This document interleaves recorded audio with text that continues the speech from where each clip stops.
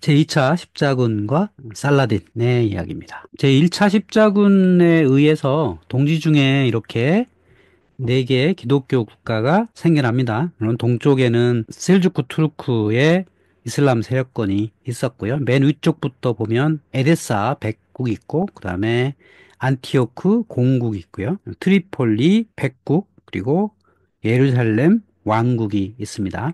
그럼 왕국, 백국, 공국 이런 걸 왜 붙였을까요? 기본적으로 십자군 전쟁의 특성은 유럽의 봉건 시대를 그대로 여기다 옮겨놓은 거고 똑같아요. 여기에 군주가 누구냐에 따라서 이렇게 나라 이름이 붙여진 겁니다. 그러니까 여기 예루살렘 왕국이 왕국이니까 제일 높잖아요. 예루살렘 왕국이 봉건 제후의 맨 위에 있는 거고 나머지 세 개의 공국들을 통솔하는 그런 개념이에요. 에데사는 백장령이니까 백국이라고 부르는 거고 안티오크는 보에몽이라고 하는 공작이 여기를 처음에 획득을 했거든요. 그래서 안티오크 공국이라고 부르는 거고 트리폴리는 레몽 백작이 여기를 차지해서 트리폴리 공국 뭐 이렇게 이름이 붙여지게 된 겁니다. 이 네 개 나라 중에 당연하게도 예루살렘 왕국이 이 봉건 제후의 가장 높은 이제 왕국이고 나머지 제후들과 함께 이 지역을 통치하는 그런 개념으로 만들어졌다고 보시면 되겠습니다. 이 네 개의 기독교 국가가 만들어진 원동력 중에 하나는 동방에 있던 셀주크 투르크가 분열되어 있었기 때문이잖아요. 그래서 이렇게 기독교 국가가 자리 잡을 수 있었는데 이 셀주크 투르크인들이 계속 그냥 있진 않겠죠. 그래서 셀주크 투르크인들이 이제 반격을 시작합니다. 에데사 백국이 맨 먼저 함락이 되는데요. 이 모술의 지배자, 오늘날 이라크 북부에 있는 도시죠. 그 모술에 있던 누르앗딘이라는 사람이 이 에데사 백국을 이렇게 점령을 하게 됨으로써 기독교 국가가 하나가 사라지게 됩니다. 그렇게 되니까 유럽에서는 이 에르사 백국이 없어졌다는 소식을 듣고 다시 2차 십자군이 결성이 됩니다. 교황의 선동에 의해서 입자 십자군이 만들어지는데 여기에 참전한 세 명의 제후들이 있어요. 첫 번째는 프랑스 왕 루이 7세. 당시에도 프랑스 왕은 프랑스 전체를 지배한 게 아니라 아주 작은 지역을 가지고 있었던 제후였었죠. 그리고 루이 7세와 결혼했던 아키텐의 엘레오노르. 아키텐은 오늘날의 보르도가 있는 요쯤에 있던 지역이죠. 여기에 공주였는데 이 엘레오노르가 루이 7세와 결혼을 해가지고 그 영지를 가져갔거든요. 그래서 그 영지를 가진 루이 7세 그리고 신성로마 제국의 콘라트 3세 또는 독일 왕이라고 말할 수도 있죠. 그 신성로마 제국은 독일 지역에 있었던 여러 제후들의 대표자니까 그 대표자였던 콘라트 3세 그리고 또 한 세력은 영국에서 만들어져 가지고 당시에 이베리아 반도에서도 이 무어인과 싸우고 있었잖아요. 거기에도 참가하는 십자군이 만들어지게 됩니다. 그래가지고 프랑스의 루이 7세하고 콘라트 3세는 육지 길을 통해서 가기로 합니다. 왜냐하면 1차 십자군이 이런 경로를 거쳐서 갔거든요. 헝가리를 거쳐서 베오그라드를 거쳐서 소피아를 거쳐서 콘스탄티노플까지 가가지고 여기에서 바다를 건너야지 소아시아를 갈 거 아니에요. 그래가지고 비잔틴 황제의 지원을 받습니다. 그런데 이때 비잔틴 황제는 십자군한테 충성을 요구를 합니다. 충성 맹세 서약 같은 거를 해요. 근데 원래 이것도 1차 십자군에서도 충성 맹세 서약 같은 거를 비잔틴 황제가 요구를 했거든요. 근데 서약이라는 게 서명만 하고 안 지켜도 그만이잖아요. 그래서 1차 십자군에서도 그런 반발이 있었는데 불구하고 서약을 받았거든요. 근데 그 다음에 그런 서약이 흐지부지가 됐어요. 근데 2차 십자군에서도 이 십자군들한테 비잔틴 황제가 서약서를 요구를 했어요. 자신의 신하가 되라고 하는 서약서. 여기서도 약간의 반발이 있었는데 뭐 그냥 서명만 하고 안 지키면 되니까 뭐 이런 걸 설명을 했다는 거죠. 문제는 이런 쓸데없는 충성맹세 요구로 인해서 비잔틴 제국의 신뢰도가 점점 하락하고 있었다고 하는 게 중요한 겁니다. 이렇게 이 십자군들이 서명을 하고 이제 육지를 통해서 이제 갑니다. 그런데 육지에는 여전히 이 셀주크 투르크군이 있단 말이에요. 그래서 육지로 가지 못하고 여기서 배를 타고 이렇게 소아시아 남단을 거쳐서 팔레스타인으로 이제 가게 됩니다.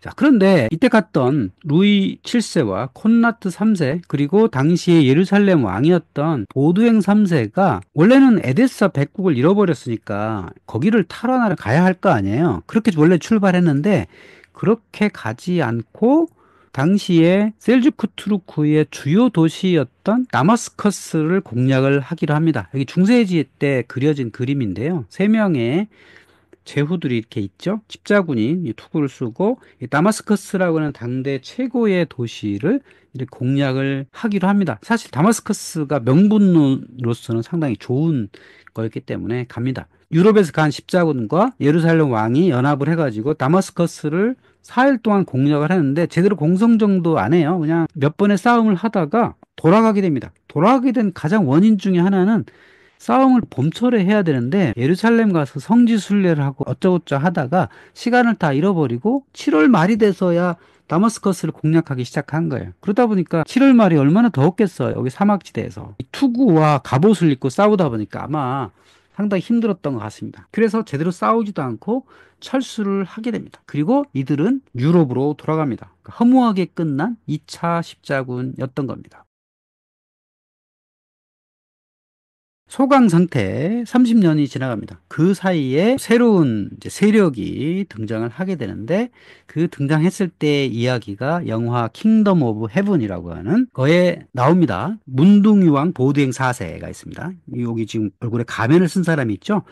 예루살렘 왕 중에 이제 대를 이어서 내려오다가 문둥병에 걸린 13살 먹은 보드행이라는 남자가 어쩔 수 없이 왕이 되었고, 근데 이 왕이 비록 문둥병에 걸렸지만 자기의 역할을 다 하려고 노력을 많이 합니다. 뭐 그런 과정에서 유럽에 건너온 남자와 여기에 그 상대편에 있었던 살라딘이라고 하는 술탄의 이야기가 막 섞여서 전개가 됩니다. 바로 그 킹덤 오브 헤븐의 주인공들이 이제 등장할 차례입니다. 바로 그 살라딘이라고 하는 이슬람의 수호자로서 등장한 술탄입니다. 원래 이름은 살라흐 아딘 유수프 이븐 아이유브입니다. 아이유브를 아버지로 둔 살라흐 아딘 유수프라는 거죠. 유럽 사람들은 살라딘이라고 이렇게 불렀고요. 이 사람은 티그리트 출신의 쿠르드족 전사입니다. 오늘날에도 이라크 북부에 티그리트라는 도시가 있잖아요. 거기 쿠르드족 사람들이 살거든요. 거기에 전사였는데 이제 시리아의 외인 부대로 있다가 이집트 쪽에 건너가서 거기서부터 세력을 잡기 시작해가지고 이집트, 시리아, 예멘, 이라크, 메카, 헤자즈, 메카와 메디나가 있는 헤자즈 즈까지 점령을 하게 되고 그로부터 그 아들대로 이어져 가지고 왕조를 세웁니다. 그 왕조를 아이유브 왕조라고 합니다. 이 살라딘은 아주 독특한 인물입니다. 유럽인들한테 선량한 이교도로 평가받습니다. 단테 신곡을 읽어보면 단테 신곡은 지옥, 연옥, 천국 이렇게 세 편으로 되어 있잖아요. 먼저 단테가 지옥으로 들어가죠.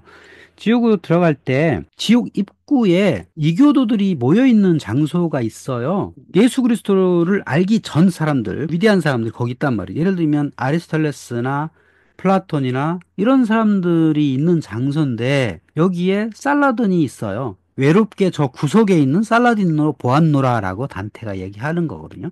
근데 살라딘이라고 하면 이교도이잖아요. 무슬림이잖아요. 그러면 저 지옥에 있어야 되거든요. 예를 들면 무함마드 같은 경우에도 신곡에서 지옥에 가서 아주 험한 벌을 받고 있거든요. 근데 지옥에 가 있지 않은 세 명의 무슬림이 있어요. 그 중에 한 명이 살라딘이라는 거죠. 그만큼 유럽인들은 살라딘을 굉장히 높이 평가를 했던 플라톤과 아리스토텔레스와 동급일 정도로 높이 평가했던 이교도인이라고 하는 거죠. 그렇다면 살라딘 왜 그렇게 좋은 평가를 받냐면 예루살렘을 점령했을 당시에 프랑크인을 살려줬고 신사적이고 기사도 정신에 충만한 그런 인물로 평가됐기 때문입니다.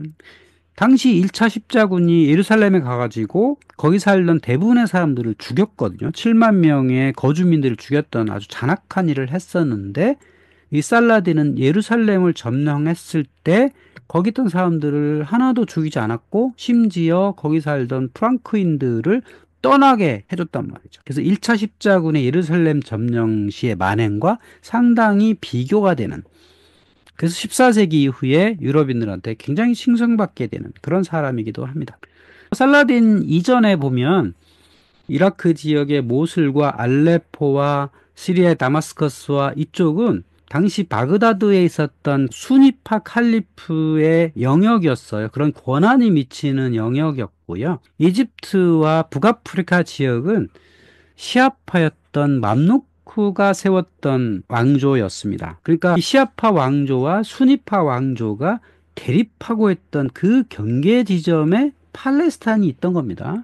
예루살렘은 맘루크의 시아파가 점령을 하고 있었고요. 그런 견제하에 있었기 때문에 1차 십자군이 성공한 면도 없잖아 있었던 거예요. 뭐 그런 상황에서 이 살라딘이 등장을 해가지고 이 수니파와 시아파 지역을 통합을 하게 됩니다. 다마스커스를 점령을 하게 되고 이집트를 점령하고 여기 메카와 메디나까지 점령을 함으로써 거대한 이 아랍의 제국을 만들게 된 겁니다. 물론 살라딘은 아랍인이 아니고 쿠르드인이었지만 이 이슬람 세력들 어느 정도 교합했던, 여기 셀주크 쪽은 일부가 남아 있습니다만 이 수니파와 시아파를 통합했던 아주 대단한 술탄이라고 할 수가 있겠습니다. 이런 강력한 정수가 기독교 국가에 등장을 하게 된 거예요. 그러니까 2차 십자군이 왔다가 그냥 돌아가고 있던 그 사이에 살라딘이라는 사람이 등장을 해가지고 기존에 있던 예루살렘 왕국과 트리폴리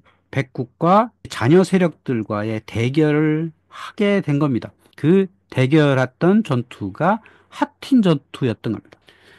그러니까 그 전까지는 이슬람 세력들이 워낙 지리멸렬해가지고 예루살렘 왕국을 중심으로 한 이 기독교 국가들이 상당히 괜찮게 방어를 했는데, 살라딘이라고 하는 위대한 술탄이 등장을 해서 몇만 명의 군대가 보이고 그 심상치 않은 움직임을 하니까 기독교 군도 세력을 모아서 대항할 수밖에 없었던 겁니다. 그래서 기독교군은 아크리에서 출발해서 내륙으로 이동을 하고, 살라딘 군은 이쪽 내륙에서 여기 티비리아스라고 하는 호숫가를 옆으로 해가지고 하틴이란 곳에서 만나게 된 겁니다. 당시의 세력을 보면 살라딘 군이 군사 숫자는 2배 정도 많고 기독교군은 숫자가 적어요. 그런데 기독교군은 중무장 기병과 보병이 있기 때문에 1인당 전투력으로 보면 기독교군이 상당히 강한 이런 면모를 보이죠. 여기서 살라딘은 전략 전술을 잘 씁니다. 어떻게 쓰냐면 이 기독교군이 물을 만나지 못하도록, 물을 구하지 못하도록 유인을 하게 된 겁니다. 평지에서 그냥 회전식으로 맞붙게 되면 이 기독교군의 중무장 기사들이 상당히 전투력이 높기 때문에 살라딘이 불리했단 말이에요. 그래서 계략으로 넣어가지고 승리를 하게 됐던 겁니다. 그게 바로 하틴 전투라고 하는 건데요. 하틴의 뿔이라고 하는, 여기 사진이거든요. 사진의 갈릴리 북부에 하틴 평원을 내려다보면 여기 하틴 평원인데 이 쌍둥이 봉우리가 이렇게 있어요. 이게 멸종 화산인데 여기에서 이 십자군들을 물이 없는 곳으로 유인을 시켜가지고 여기 거두게 됩니다. 여기서 기독교의 군대의 장수들이 전략을 잘못 쓴 거죠. 전날 지나치게 강행군을 했고 물이 없는 30km의 사막지대를 횡단하게 되는 상황을 살라딘이 유도를 해가지고 이미 기독교군은 제대로 싸움을 할 수 없는 상태였기 때문에, 더군다나 여름이었다는 거죠. 그래서 이곳에서 승리를 거두게 되는 살라딘이었던 겁니다. 결국은 살라딘이 기독교 군대를 쳐부순 다음에 차례로 해안가에 있었던 아크레, 야파, 시돈, 아스칼론, 티레, 아크레, 아스칼론 같은 바닷가에 쭉 있었던 여러 항구들을 차례로 점령을 하게 되고, 이제 남은 것은 예루살렘 왕국이었습니다. 그래서 이제 예루살렘을 포위를 하게 됩니다. 살라딘이 예루살렘 성을 포위하게 돼가지고 여기서 한 달 넘게 치열하게 전투를 벌인 결과 예루살렘이 함락이 됩니다. 이때 살라딘이 했던 행동이 바로 칭송받는 이유라고 할 수가 있겠는데, 1187년에 88년 동안 기독교 도시였던 예루살렘을 점령을 합니다. 그러고 나서 점령 협정을 맺었을 때 몸값을 낸 프랑크족 포함해서 모든 이에게 이주를 허락을 합니다. 가겠다는 사람들한테는 다 허락을 하고, 88년 동안 기독교 도시였기 때문에 여기 유대인과 기독교인과 무슬림이 다 섞여 살았거든요. 근데 그러면서 살라딘이 점령한 후에는 떠날 길을 원하는 사람들한테 다 나가게 해주고 정해진 몸값이 없는 사람들도 자유롭게 풀어줬다는 거죠. 근데 88년 전에 이곳을 점령한 프랑크에는 7만 명이나 되는 거의 모든 거주민을 학살했던 전례가 있기 때문에 그만큼 비교가 된다는 거고요. 특히 이 예루살렘을 보면 가장 중요한 성지가 기독교 측에서 보면 성묘교회고 이슬람 측에서 보면 성전산이 있는 알 아크사 모스크잖아요. 그것을 보존을 시킨 겁니다. 살라딘도 여기 있던 성묘교회도 파괴하지 않고 물론 이제 모스크는 교회로 또 바뀌었겠죠. 그걸 다시 성전산에 있는 알 아크사 모스크는 또 모스크로 바꾸고 중요한 건 성묘교회도 파괴하지 않고 남겨뒀다는 거죠. 그래서 살라딘은 유럽의 관대하고 예의 바른 사람으로 알려졌고 그래서 14세기경 그러니까 단테 신국이 쓰여질 그 당시죠. 그를 칭송하는 많은 시들이 등장을 했다는 겁니다. 그러니까 단테만 이 사람을 칭송하는 게 아니라 유럽인들이 칭송을 많이 했다는 거죠. 살라딘이 이제 예루살렘을 함락을 시키고 다시 무슬림의 도시로 만드니까 유럽에서는 또 난리가 난 거예요.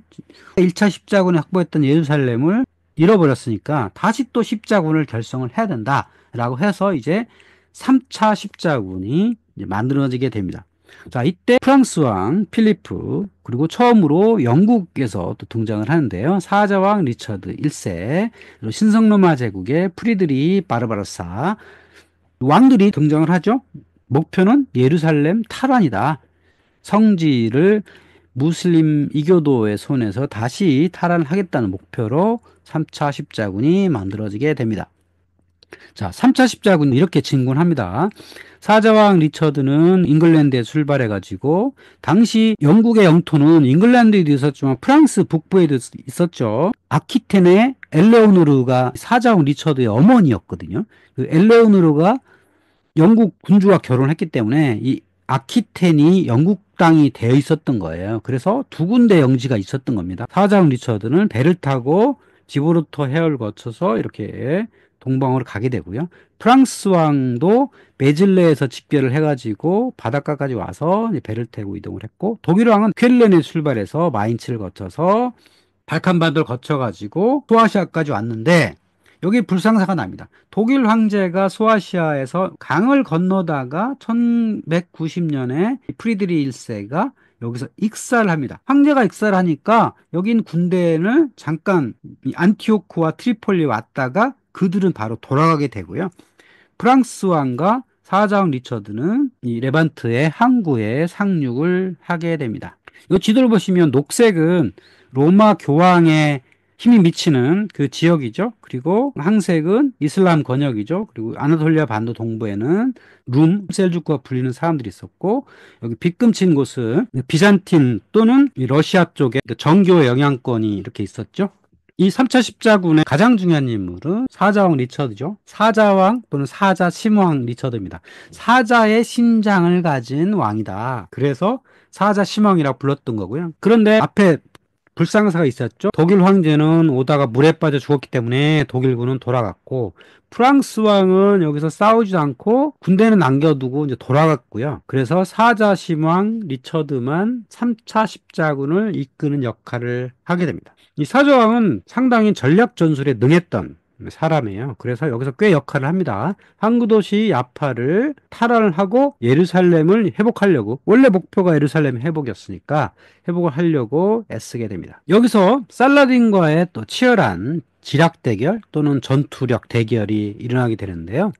평원에서 전투를 한번 치렀는데 이때 사자시망이 승리를 거뒀어요. 전력이 2배 가까이 많은 이 무슬림 세력들을 승리를 거두게 되고 그런 과정에서 치열하게 전투도 벌이고 편지도 오가고 뭐 이런 과정에서 살라딘과 리처드는 서로 존경을 갖게 됩니다. 기사도 정신에 투철하다는 것을 서로 알게 돼요. 그래서 리처드가 부상을 당하자 살라딘은 공격을 중단하고 그의 개인 의사를 보내가지고 상처를 돌보게 하기도 했고요. 리처드가 전투 중에 말을 잃자 살라딘은 2필의 말을 보내게 됐고 또 눈으로 채운 신선한 과일을 보내기도 했다. 다마스커스 쪽에 보면 레바논 산맥이 있잖아요. 레바논 산맥이 해발 3,500m 이렇게 되는데 거기에 눈이 있거든요. 그래서 눈으로 채운 신선한 과일을 고생하는 리처드한테 보내기도 했다. 근데 실제로 두 사람은 만난 적은 없습니다. 그러니까 사자를 통해서 이렇게 서신 교환을 하고 했다는 거죠. 상대 편이긴 해도 서로 상대의 지도자에 대해서 신뢰하는 관계를 갖기도 했다라고 하는 거예요. 그래가지고 살라딘의 호의에 감복한 리처드는 자신의 누이와 살라딘의 동생을 결혼시키고 예루살렘은 결혼 선물로 하자, 뭐 이런 제안을 하기도 합니다. 그러다가 사자 시몬 리처드는 예루살렘이 함락하는 목표니까 예루살렘을 진군하다가 그러다 보니까 서로 많은 희생을 치러야 되잖아요. 결국 두 왕은 평화협정을 맺습니다. 사자 시망이 원하는 건 예루살렘의 평화적인 순례였다는 거죠. 기독교인들이 자유롭게 예루살렘의 성묘교회에 순례를 갈 수 있도록 하는 게 목표였기 때문에 무리하게 싸워가지고 한쪽 편이 이기는 걸 원하지 않았다는 거죠. 그래서 두 왕은 평화협정을 맺게 되고 예루살렘은 무슬림의 지배하에 두되 기독교 순례자들이 자유롭게 왕래할 수 있게 하자, 이렇게 협정을 맺게 됩니다. 결국은 살라딘과 리처드 간의 평화협정에 의해서 예루살렘은 이슬람 측에 속하게 됐고요. 살라딘 광 아래 있게 된 거죠. 그리고 이곳을 방문하는 그리스도교 순례자들의 안전을 보장하겠다. 살라딘 측에서도 기독교 순례자들의 안전보장이 손해는 아니거든요. 왜냐하면 순례자들을 그냥 성에 들여보내지 않고 통행료를 받기 때문에 상당히 경제적 이득도 있었다는 거죠. 그리고 티루스에서 야팟까지 해안 일대는 십자군 측에 제공을 한다. 그러니까 무리한 싸움을 하지 않고 서로 원하게 되는 윈윈 협정이었다는 거죠. 그러니까 사자시망은 교황이 명을 받고 온 거니까 교황한테 명분을 세워서 예루살렘이 안전한 순례지가 되게 했고, 살라딘 입장에서도 해안가에 있는 도시들을 무리하게 확보하려면 자신의 권력 기반도 약해질 수 여러 가지 희생이 있다 보니까 서로 윈윈의 협정을 해가지고 좋은 결과를 맺게 됐다는 거죠. 결국은 이렇게 3차 십자군 이후에 동지 중에 이제 남게 된 것은 맨 북쪽에는 아르메니아인들의 국가가 꽤 오랫동안 있었어요. 그리고 여기 안티오크 공국이 있었고요. 또 키프로스를 사자심왕이 정벌을 했거든요. 원래는 비잔틴 제국의 영역이었었죠. 이거를 유럽의 왕조가 차지하는 걸로 가게 되는 거고, 또 트리폴리 백국, 안티오크 공국, 그리고 해안 도시, 바닷가에 여러 항구 도시들이 줄지어 늘어서 있죠. 이런 형태로 만들어지게 된 겁니다. 그런데 리처드가 상당히 운이 없었어요. 이 전쟁을 잘 이끌고 평화적인 협정도 맺었는데 돌아가야 된단 말이죠. 아내도 있었고 자식도 있었고 본대들은 배를 타고 영국으로 돌아가도록 미리 보냈고, 자신은 아크레를 떠나서 몇몇 부하들과 함께 배를 타고 가다가 시칠리아 앞바다에서 풍랑을 맞았습니다. 그래가지고 여기서 표류하고 떠들다가 여기 코르푸난 지점에 상륙을 해가지고 여기서 배를 구해가지고 아드리아 해를 북상을 해서 올라가다가 어찌하다 보니까 아킬레이라고 하는 당시에 오스트리아 공작의 영토에 상륙을 하게 됩니다. 여기서 자신이 사자시망이라는 것을 그 지역의 기사들한테 들키게 돼요. 그래서 공작 레오폴드한테 사로잡히게 됩니다. 그래서 비엔나로 끌려가게 되는데, 공작 레오폴드는 황제 하이니한테 이 사자시망을 바치게 됩니다. 당시에 사자시망 리처드가 워낙 명성이 높았기 때문에 이 사람을 함부로 할 수는 없었어요. 근데 자신의 나라에 제발로 굴러들어온 전리품을 그냥 보낼 사람은 없죠. 그래서 황제 하인리히가 비싼 몸값을 요구를 해가지고 이 영국과 아키텐에서 엄청난 배상금을 치르고 귀국을 하게 되죠. 로빈훗이라고 하는 영국의 이야기가 있잖아요. 그 존 왕의 나쁜 통치 같은 거를 이제 반발하는 민중대의 이야기인데, 그 존 왕이 이 사자왕 리처드의 동생이잖아요. 그러니까 사자왕이 예루살렘에 정벌을 갔을 때 영국을 다스리던 그 사람이란 말이죠. 사자왕이 돌아가서 동생 존 왕을 몰아내고 다시 영국 왕위를 차지하는 상황이 되는 겁니다. 십자군 이야기에서 빼놓지 않고 봐야 될 것은 이 기사단이에요. 중세에는 수도원이 있잖아요. 수도원에 거주한 사람들이 수도사잖아요. 그러니까 수도사의 모임이 있었는데 이 수도사들이 십자군에 참가를 해가지고 기사단이라는 것을 만들게 됩니다. 그 기사단들은 예루살렘 왕국을 보호할 군사적 목적 목적이 있었고, 그리고 그 사람들이 원래 수도사들이거든요. 성모가 결혼했다고 하는 개념으로 독신을 해야 되고요. 결혼하면 안 되는 그런 상황이었다는 거죠. 군사적 목적과 종교적 목적 모두 수행하는 단체를 만들게 돼요. 근데 예루살렘 왕국을 보호하는 입장이긴 해도 예루살렘 왕국의 소속은 아닌 거예요. 오로지 교황한테만 복종하는 기사단체가 만들어지게 됐는데, 유명한 기사단체를 보면 템플 기사단, 병원 기사단, 산티아고 기사단, 튜튼 기사단 이런 게 있어요. 네 개 중에 산티아고 기사단은 이베리아 반도에 있었던 기사단이죠. 이베리아 반도에서 무어인과 싸우던 그 기사단이고, 가장 먼저 생긴 건 병원 기사단이고, 그 다음에 템플 기사단이 생기고, 독일 사람들 위주의 튜튼 기사단 이렇게 생깁니다.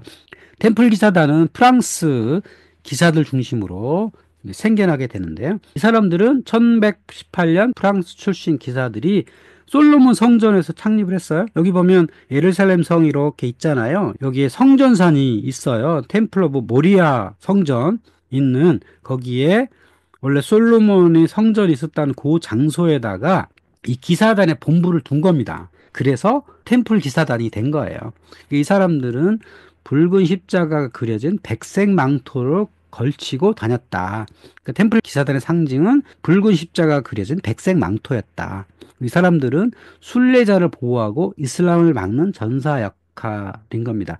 그러니까 예루살렘을 순례를 가려면 바닷가에는 야파에서부터 예루살렘까지 한 60km 정도 되거든요. 거기를 걸어 올라와야 되는데 이 무슬림 기사들이 와서 순례객들을 잡기도 하고 그랬단 말이죠. 그거를 보호하기 위한 목적으로 처음에 한 10명 정도 기사들이 시작을 했다가 그것이 최대 300여 명까지 확대되는 기사단으로 만들어지게 된 거예요. 예루살렘 왕국을 도와주면서 무슬림들을 막아내다가 나중에 예루살렘이 함락된 이후에는 아크레를 거쳐서 키프로스에 머무르게 됩니다. 가장 유명한 기사단은 병원 기사단이에요. 성요한 기사단이라고도 하는데요. 원래는 아말피 상인들이 맨 먼저 창설을 했습니다. 그러다가 십자군이 되면서부터는 이 사람들이 원래 의사들의 모임이에요. 아말피 근처에 살레르노라고 하는 의사 양성기관이 있었거든요. 살레르노라는 도시에 있었는데 거기 출신들이 주로 시작을 해가지고 이 병원 기사단이 된 거예요. 그 사람들이 예루살렘 성 안에 성묘교회 옆에 본부를 만들고 거기서 병원을 운영한 데서 유래를 했어요. 이 사람들은 원래 의사이기도 하고 기사이기도 했단 말이죠. 이 사람들이 일주일에 하루 정도는 의사 역할을 하면서 사람들이 치료하면서 또 기사 역할들을 하게 됩니다. 그러다가 아크레가 함락되자마자 키프로스를 거쳐가지고 로도스를 철수합니다. 그래서 로도스에서 200년 동안 지켜요. 여기 사진에 보면 로도스 섬에 이 성요한 기사단, 병원 기사단이 지키던 성체가 지금도 남아 있습니다. 그러다가 1522년에 오스만 제국의 술레이만 1세가 여기를 함락시키죠. 그때 술레이만 1세와 협정을 통해서 평화롭게 여기서 철수를 합니다. 그래가지고 이 로도스에서 몰타로 철수를 해요. 그래서 몰타에서 한동안 지내다가 또 여기도 오스만 제국이 침략을 받았는데 물리쳐요. 그러다가 여기 몰타를 침입했던 나폴레옹에 의해서 멸망을 합니다. 근데 그 일부가 또 존속을 해가지고 지금은 로마로 이전해서 현재도 운영되고 있다고 합니다. 그 기사단들이 세운 성체들이 팔레스타인 지방과 동부 지중해에 걸쳐서 쭉 있었어요. 이슬람 세력들을 몰아내는 성체였던 거죠. 요단강 건너편에도 있었고요. 다마스커스 근처에도 있었고, 여기 보면 조그만 표시들 있죠? 이게 다 성체예요. 성체에 기사단들이 지키고 있어가지고 이슬람 세력들을 막아낼 수 있었던 거죠. 그 이 성체가 지금도 이렇게 많이 남아있다고 합니다. 가장 유명한 성체는 크락데 슈발리에라고 하는 거예요. 시리아의 최고의 관광지 중에 하나라고 알려져 있습니다. 지금은 시리아 여행 가기 어렵지만 시리아가 평화가 오면 이 크락데 슈발리아가 유럽인들이 많이 찾아갈 수 있는 그런 곳일 것 같아요. 그러니까 유럽인들은 이 십자군 이야기를 되게 좋아하거든요. 그리고 언덕 위에 성체가 있는 거고 마르캅 캐슬이라고 하는 성체도 있습니다. 언덕 위에 상당히 견고한 형태로 이렇게 성체가 만들어져 있죠. 이 바닷가 근처에 언덕 위에 성체가 구축되어 있습니다. 또 십자군으로 인해서 만들어진 또 하나의 현상은 동방과의 교역도시가 등장을 했다는 거예요. 처음에 십자군들은 육지를 통해서 이 지역을 갔지만 전쟁이 끝난 후에 병사들이 돌아갈 때는 육지로 가는 건 굉장히 어렵고 위험하단 말이죠. 그래서 배를 타고 이동을 했죠. 그 배를 운용했던 사람들은 이탈리아에 있던 여러 도시국가였던 거예요. 9세기, 10세기에 활약했던 도시국가는 아말피였었고 본격적으로 십자군의 보급품 그리고 병력을 이동할 때 배를 제공했던 나라들은 피사, 제노바, 베네치아였죠. 그중에서 제노바와 베네치아 가장 큰 역할을 했죠. 그래서 오늘날 현대 이탈리아 해군기에는 이렇게 네 도시국가의 문장이 있다고 합니다. 그러니까 베니스, 제노바, 피사, 아말피의 문장이 이 해군 기에 박혀 있게 된 거고요.